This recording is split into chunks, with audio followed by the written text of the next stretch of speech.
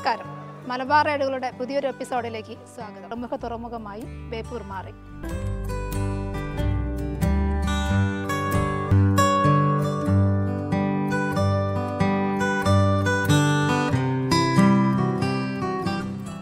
ചാലിയം കോട്ടയുടെ അവശിഷ്ടങ്ങളാണ്.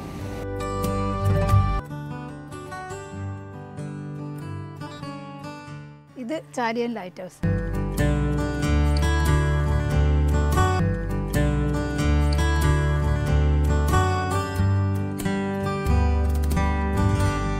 ഇന്നത്തെ നിലയിലുള്ള ഈ സ്കൂളായി മാറിയത്. സൈദലവി മാസ്റ്റർ നമ്മോടൊപ്പമുണ്ട്.